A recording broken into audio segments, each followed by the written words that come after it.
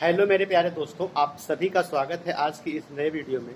मेरे प्यारे दोस्तों, आज के इस वीडियो में बहुत सारे कमेंट आप लोगों के लगातार आने लग रहे हैं। सारे ही कमेंट का रिप्लाई करेंगे आज की इस वीडियो में। मूलतः 3 टॉपिक पे डिस्कशन करने वाले हैं हम लोग। सबसे पहला और इम्पॉर्टेंट चीज़ होगा कि फी पेमेंट के लिए जो लोग भी अप्लाई कर रहे हैं उनका नो डेटा फाउंड क्यों आ रहा है। दूसरी बात चर्चा करेंगे कि आप एक्सिस बैंक और पीएनबी बैंक के अलावा भी किस बैंक से कर सकते हैं, ये जो समस्या है आपकी। तीसरी समस्या आपकी इनरोलमेंट के लिए कौन कौन सी इंपॉर्टेंट डॉक्यूमेंट लाने होंगे। और चौथी एक बहुत बड़ी समस्या है कि जो एफिलिएटेड कॉलेज के बच्चे हैं उनका फी पेमेंट कहाँ होगा, क्या मेन कैंपस में ही होगा, कैसे होगा, उनकी क्या प्रक्रिया होगी। 4 टॉपिक पे डिस्कस करेंगे। बाकी बच्ची हुई चीज़ें अगले वीडियो में आपको समय पर बता दी जाएंगी।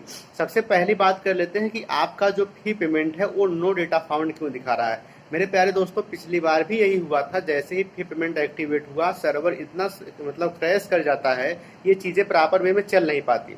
लेकिन आप लोग उसके लिए बिल्कुल भी मत घबराइए। आप लोगों का आज से, अभी हम चेक कर रहे थे तो लगातार चीज़ें अब चलने लग रही हैं। अभी आप शाम तक चेक करेंगे या फिर कल तक चेक करेंगे तो ये चीज़ें प्रॉपर चलना शुरू हो जाएंगी।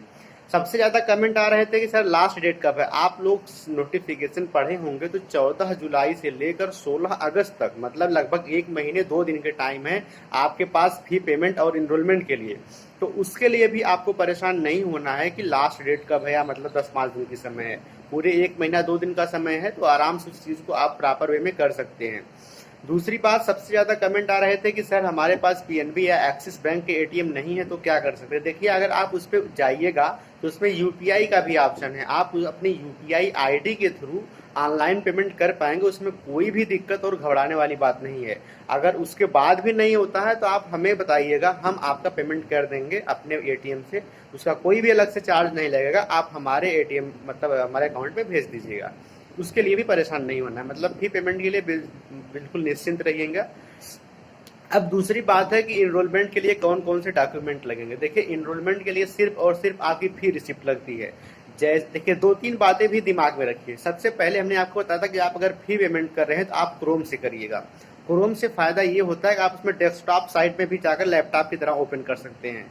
उसकी भी बात छोड़िए, आप उसमें जैसे कोई हिस्ट्री है ना, तो आप हिस्ट्री मान लीजिए अगर वो कैंसिल हो गया या फिर कुछ हो गया तो आप हिस्ट्री, वहाँ पे हिस्ट्री में जाकर क्लिक करेंगे, सीधे वहीं से ओपन हो जाता है। गूगल में सिस्टम नहीं होता। इसके अलावा आप लोग, ये बात क्लियर हो गई।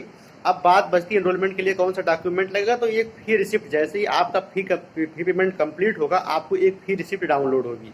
जैसे ही फी रिसिप्ट डाउनलोड होगी वही फी रिसिप्ट आपको उसको रख लेना है और उसकी 2-3 फोटो कॉपी निकाल लेनी है, क्योंकि वो बहुत इंपॉर्टेंट है। और उसके बाद जब आप फी पेमेंट इनिशिएट करेंगे, इनिशिएटिव में ही जहाँ अपनी कैटेगरी वगैरह डालेंगे, जब आगे बढ़ेंगे प्रोसेस में, तो वहाँ पर आप एक रोल नंबर भी डालेंगे। मोबाइल नंबर, और मोबाइल नंबर पर एक यूनिक रेफरेंस नंबर आएगा। आप उस यूनिक रेफरेंस नंबर को भी रख लीजिएगा। जैसे मान लीजिए आपकी फी रिसिप्ट डिलीट हो गई या आप अपनी फी रिसिप्ट नहीं पा पाए हैं, तो आप उस अपने यूनिक रेफरेंस नंबर के थ्रू डायरेक्ट फी रिसिप्ट डाउनलोड कर सकते हैं। पिछली बार ऐसे कई सारे मामले आए थे, लगभग मेरे हॉस्टल में ही बहुत सारे लोग दोबारा क्या नाम से फी पेमेंट करना पड़ा। तो आप लोग सतर्क रहिएगा इस बात को लेकर। जैसे हम बता रहे हैं, स्टेप बाय स्टेप करिए, कोई दिक्कत नहीं है, किसी भी प्रकार की कहीं पे कोई समस्या नहीं आने वाली है। फी पेमेंट की बात हो गई। जैसे ही फी पेमेंट डाउनलोड करेंगे आपको एक फी रिसिप्ट मिलेगी।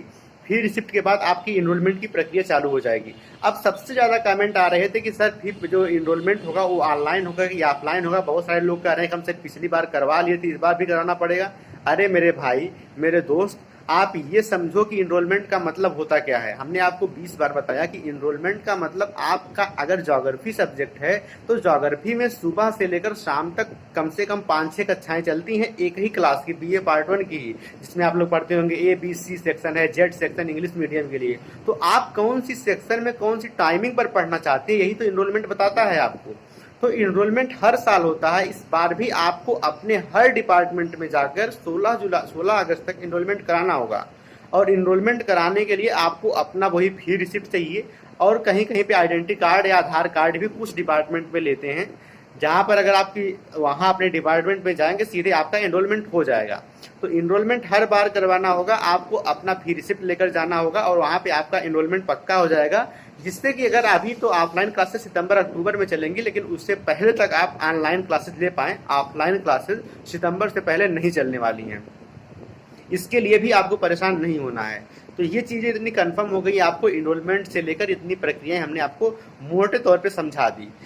अब फी पेमेंट हो गया, फी पेमेंट कैसे हो गया, इनरोलमेंट की प्रक्रिया क्या हो गया, डॉक्यूमेंट हो गया, डॉक्यूमेंट में सिर्फ फी रिसिप्ट और फोटो भी ले, फोटो तो नहीं लगता, आधार कार्ड और आइडेंटिटी कार्ड रख लीजिएगा। ये चीज़ें हो गई। अब क्या बची, अब बच्ची की क्या नाम से एफिलिएटेड कॉलेज के लिए। देखिए जितने भी लोग मेन कैंपस के अलावा हैं उनकी फीस मेन कैंपस में कभी नहीं जमा होती, ना मेन कैंपस की एफिलिएटेड की जो साइट है उस पर कुछ होता है। आप लोगों का फी पेमेंट आप लोगों के कॉलेज पर होता है और कॉलेज की ऑफिशियल वेबसाइट पर होता है। इसकी मैं डिटेल इन्फॉर्मेशन आपको अगले वीडियो में बताऊंगा कि आप अपने कॉलेज का फी पेमेंट कैसे करेंगे। लेकिन अभी के लिए आप लोग जान जाइए कि आप लोगों का फी पेमेंट जो होता है वो मेन कैंपस की साइट पर नहीं होता, आपके अपने अपने कॉलेज की अलग अलग रेट आती हैं। इस पर भी एक डिटेल वीडियो में बना दूंगा कि कैसे आपको करना होगा। तो सबसे ज़्यादा कमेंट आपके इसी टॉपिक से आ रहे थे, मूलतः कि फी पेमेंट कैसे करना है, फी पेमेंट में क्या दिक्कतें आ रही हैं और इनरोलमेंट कैसे करना है। इसके अलावा जो लोग ये पूछ रहे थे कि सर उसमें इनरोलमेंट नंबर डालें कि रोल नंबर डालें, तो देखिए आप लोगों को जो बीए पार्ट 1 में है उनको रोल नंबर डालना है, जो बीए पार्ट 2 से पार्ट 3 में गए उनको इनरोलमेंट नंबर डालना है। अगर आपका रोल नंबर पे नहीं आ रहा है तो इनरोलमेंट नंबर भी डाल के चेक कर लीजिएगा और चेक करते रहिएगा। सर्वर की समस्या है, सर्वर की समस्या थोड़ी ही समय में ख़त्म हो जाती है, बहुत बड़ा क्रैश नहीं हुआ है कि बहुत समय लगने वाला है, तो उसके लिए भी आप लोगों को बहुत ज़्यादा टेंशन करने की ज़रूरत नहीं है। तो इस बस महत्वपूर्ण चीज़ें यही रही कि आप लोगों के लगभग सारे डाउट क्लियर हो गए होंगे, फी पेमेंट से लेकर इनरोलमेंट से लेकर और यहाँ तक की बातें। बाकी आप लोगों के लिए मैंने आप 20 बार बता दिया कि आप लोग एक बुक परचेज कर लीजिए, उसको उस हिसाब से पढ़ना शुरू कर दीजिए, क्योंकि अब धीरे धीरे आप लोगों की ऑफलाइन क्लासेज ऑनलाइन क्लासेज भी चलना शुरू हो जाएंगी। हमने बताया एक सिलेबस, एक पेपर खरीदिए, उसका सिलेबस एलिमिनेट करके कम से कम बहुत सारी चीज़ें सीख लीजिए। लेकिन आप लोगों में से एक भी बच्चा खरीदने वाला नहीं है बुक, आप जहाँ से भी खरीदिए, ऑफलाइन खरीदिए ऑनलाइन खरीदिए, उससे नहीं मतलब है।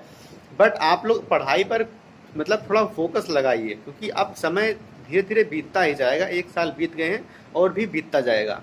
तो बहुत बहुत धन्यवाद आप लोगों का वीडियो देखने के लिए। फिर मिलते हैं नेक्स्ट वीडियो में एक नई सूचना के साथ। तो तब तक के लिए धन्यवाद। अगर वीडियो अच्छी लगी हो तो लाइक ज़रूर कीजिएगा, लाइक करने में कुछ नहीं जा रहा है आपका, हमें थोड़ा मोटिवेशन मिलता है। और उसके साथ साथ शेयर जरूर कर दीजिएगा और चैनल पे नए हैं तो सब्सक्राइब कर लीजिएगा। धन्यवाद।